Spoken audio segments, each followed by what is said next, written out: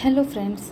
तो आज हम सुनते हैं उस जेनिफर की कहानी जो 7 साल की है और अपने कमरे की खिड़की से वो झांकती है कि बाहर पार्क में उसके फ्रेंड्स खेल रहे होते, बहुत एंजॉय कर रहे होते और जेनिफर को भी बहुत मन करता है कि मैं भी बाहर जाके अपने फ्रेंड्स के साथ खेलूं, एंजॉय करूं। बट उसको कल रात वाली बात याद आ जाती है जो उसके पापा ने उससे कहा था कि बेटा कल के दिन तुम अपने कमरे में ही रहना, कल कुछ स्पेशल होने वाला है। जेनिफर के मन में बहुत ही उथल पुथल हो रही थी कि क्या करूं, पापा की बात मानूं या फिर मैं खेलने चली जाऊं बाहर। बहुत सोचने के बाद वो अपने आप को रोक नहीं पाई और वो ये सोच कर जाती कि पापा को क्या ही पता चलेगा, मैं खेल कर आती हूँ कुछ देर और पापा के आने से पहले मैं घर पर वापस आ जाऊंगी और अपने कमरे में बैठ जाऊंगी करके। वैसे ही सोचकर वो चली जाती है, बट उसके मन में यही बात रहती है कि शायद पापा आ गए तो जल्दी आ गए हो तो। बट उसने काफ़ी देर तक खेला, एंजॉय किया बहुत अपने फ्रेंड्स के साथ। बहुत एंजॉय करने के बाद उसकी नज़र उस दरवाजे पर थी कि कहीं पापा अभी आ ना जाए। काफ़ी देर के बाद वो सोचती है कि अब पापा शायद आ जाएंगे जल्दी, तो मैं घर चली जाती हूँ करके। और वो जैसे ही घर के अंदर एंटर होती है, कुछ एक चीज़ से उसके पैर टकरा जाती है और वो गिर जाती है।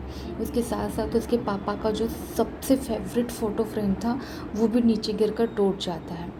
उसको चोट लगती है हाथ में, पैर में, बट उस दर्द से ज़्यादा उसको इस बात का दर्द था कि उसके हाथों से उसके पापा की सबसे फेवरेट फ़ोटो फ्रेम टूट गई और उसने अपने पापा की बात नहीं मानी।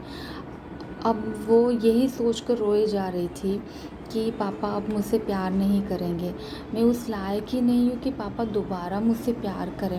मैं पापा का फेस कैसे करूँगी, किस तरह कौन से मुँह से मैं पापा को गले लगाऊँगी और बात करूँगी करके। वो अपने कमरे में ये सब सोचकर बहुत रोती है। तब उसकी दादी वहाँ आती है और उसकी दादी कहती है कि क्या हुआ बेटा। और जेनिफर ने जो भी हुआ तो सारी स्टोरी अपनी दादी से कहती है। उसकी दादी ने कहा कि कोई बात नहीं बेटा, तुम अपने पापा से जाकर बात करो, क्या पता तुम्हारे पापा और भी ज़्यादा तुमसे प्यार करने लग जाए। बट जेनिफर कहती है कि नहीं दादी, मुझे बहुत डर लग रहा है क्योंकि मैंने पापा की बात नहीं मानी, मुझे चोट भी लगी और पापा का जो फेवरेट फ़ोटो फ्रेम था वो भी मेरे से टूट गया। अब पापा मुझे कभी प्यार नहीं करेंगे, मुझे नफ़रत ही करेंगे। बट दादी ने उसको और भी समझाया और वो अपना मन मनाते हुए वो फ़ोटो फ्रेम अपने हाथ में लेकर अपने पापा के कमरे में जाती है। वो जाकर देखती है पापा तो ऑलरेडी उधर ही बैठे हुए थे। और उसके पापा ने बोला, आ गई बेटा तुम। जेनिफर ने पूछा कि पापा आपको कैसे पता चला। तो वो पापा ने बताया कि मैं सुबह से इधर ही तुम्हारा वेट कर रहा था कि आज मैं ऑफिस भी नहीं गया और मुझे पता है कि तुम बाहर खेलने गई थी दोस्तों के साथ, तुम गिर गई, तुम्हारे हाथों से फ़ोटो फ्रेम टूट कर गिर गई, मुझे सब पता है। और जेनिफर दौड़ के जाती है, अपने पापा से गले लगाती है और पापा ने कहा कि मैंने तुमको कल तो बताया था कि आज हमारा कुछ स्पेशल होने वाला है और मुझे आज का दिन पूरा दिन तुम्हारे साथ टाइम स्पेंड करना था, इसलिए आज मैंने ऑफिस से छुट्टी ले लिया था। ये बात सुनकर जेनिफर को बहुत बुरा लगता है और वो बहुत ही अपने पापा को गले लगाकर रोने लगती है। उसके पापा ने उसको समझाया। इस कहानी से हम ये सीखते हैं कि हमारा खुदा जो हमको अच्छी तरीके से जानता है, जो हमको चाहिए रहता है उससे भी कहीं बेटर चीज़ें वो हमको देना चाहता है। खुदा हम जानता है कि हमें क्या ज़रूरत है, पर खुदा अपने टाइम पर देना चाहता है। और कई बार खुदा हमको कुछ चीज़ों से मना करता है या तो फिर कुछ चीज़ों से हमें सेपरेट करता है क्योंकि वो हमको उससे भी बेटर देने का सोचता है, बेटर प्लान है उसके लिए। तो ये हमें इस कहानी से ये सीखना है कि अगर हमने अपने खुदावंद स्वर्गीय बाप का अगर दिल भी तोड़ा है तो कभी भी उनसे मुंह नहीं फेरना है, अपने आप को उनके सामने प्रेजेंट करना है।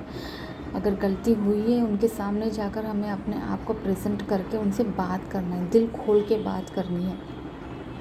और तीसरी बात ये है कि जो दादी थी, वो दादी के रूप में पवित्र आत्मा हमेशा हमारे साथ में रहता है, क्योंकि यीशु मसीह ने कहा, मैं तो जा रहा हूँ पर मैं तुम्हारे लिए एक सहायक भेजूँगा करके। तो उसी प्रकार जब पवित्र आत्मा हमसे बात करता है, अगर हमसे कुछ गलती होती भी है तो पवित्र आत्मा हमको गाइड करता है, ताकि हम यीशु के उस रिलेशनशिप से दूर ना हो जाए। और पवित्र आत्मा हमें गाइड करता है कि हमें किस तरीके से सारी चीज़ों को हैंडल करना है और परमेश्वर के और भी करीब जाना है। हमें मुंह मोड़कर भागना नहीं है, बट परमेश्वर के सामने अपने आप को प्रेज़ेंट करना है। तो आशा करती हूँ कि इस छोटी सी स्टोरी से आप सबको आशीष मिले और आप सबने कुछ ना कुछ सीखा होगा। Thank you so much. अगली बार एक नई स्टोरी के साथ वापस मिलेंगे।